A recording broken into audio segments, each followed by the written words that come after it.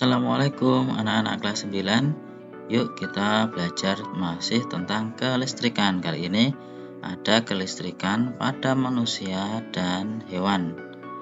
Nah, tujuan pembelajarannya adalah peserta didik dapat mengidentifikasi kelistrikan pada sel saraf dan juga mengidentifikasi hewan-hewan yang menghasilkan listrik.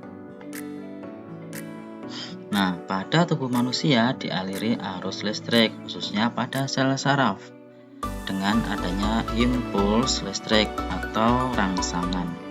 Nah, di sini ada istilah biolistrik. Itu apa? Yaitu bidang yang khusus mempelajari tentang aliran impuls listrik pada tubuh manusia. Jadi, impuls tadi adalah rangsangan yang melewati sel-sel saraf.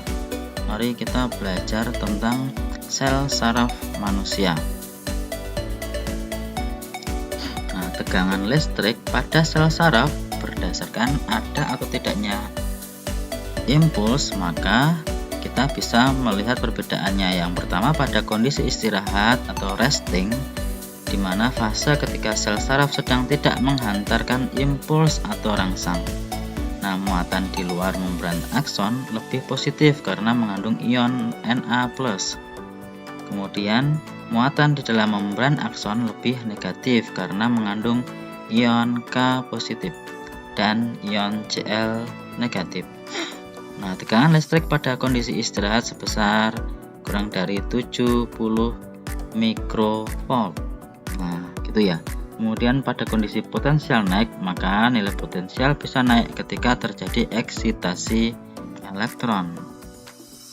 Nah, adanya impuls menyebabkan pergerakan ion Na positif masuk ke dalam membran akson dan ion K positif keluar dari membran akson.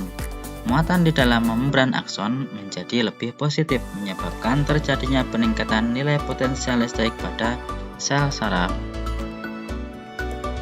Nah, ini ada bagian-bagian neuron. Sel saraf disebut juga dengan neuron.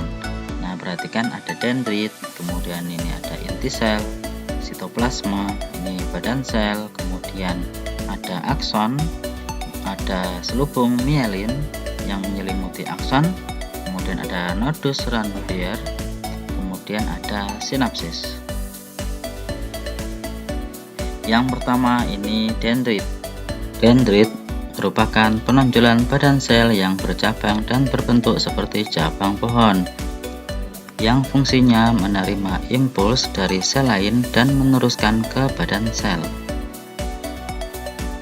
Berikutnya ada badan sel, yaitu bagian yang di dalamnya terdapat inti sel yang dikelilingi oleh sitoplasma yang berfungsi meneruskan impuls dari dendrit ke akson. Berikutnya, nah ini adalah akson. Akson disebut juga neurit, yaitu penonjolan badan sel yang berbentuk panjang dan silindris.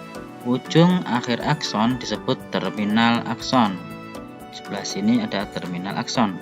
Fungsi dari akson adalah meneruskan impuls dari badan sel ke sel saraf yang lain atau ke sel otot atau ke sel kelenjar. Berikutnya ada selubung mielin, yaitu selubung lemak berlapis-lapis dihasilkan sel skuan. Fungsi dari selubung mielin adalah mempercepat impuls saraf dengan membantu terjadinya loncatan muatan. Nah, pada akson yang tidak diselimuti oleh mielin, di sini, ini dan ini adalah nodus Ranvier, yaitu daerah akson terbuka yang tidak diselubungi oleh selubung mielin. Fungsi dari nodus Ranvier adalah tempat terjadinya tarik-menarik muatan listrik di membran sel saraf. Nah, itu tadi bagian-bagian dari sel saraf. Supaya kalian lebih mendalami materi ini, silakan anak-anak bisa klik latihan menjodohkan antara bagian dari neuron gambar dicocokkan dengan kata yang merupakan nama dari setiap bagian tersebut. Silakan klik link yang ada di deskripsi. Bagian yang berikutnya adalah kelistrikan pada hewan. Ada beberapa hewan memiliki organ-organ khusus penghasil aliran muatan listrik yang umumnya organ-organ tersebut dapat menghasilkan ion-ion positif dan negatif sehingga menimbulkan aliran listrik. Yang saya sebut di sini ada paling tidak ada 6 hewan penghasil listrik. Nah, hewan-hewan tersebut ada organ. Yang pertama di sini ada organ elektroplugs, merupakan sel-sel otot khusus yang mampu menghasilkan aliran listrik bertegangan tinggi saat hewan mengalami gangguan atau bahaya. Contohnya ada di ikan belalai gajah. Nah, di sini bagian elektroplugsnya. Kemudian ada ikan pari torpedo. Nah, di sini bagian sinilah ada elektroplugs. Kemudian ada organ elektrosit.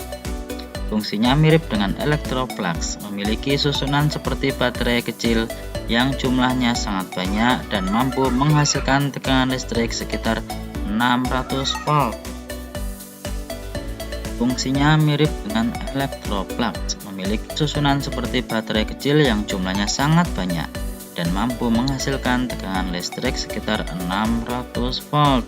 Contohnya adalah hewan belut listrik. Bagian ujung sinilah ada elektrosit dan juga ada lele listrik bagian sebelah sini ya.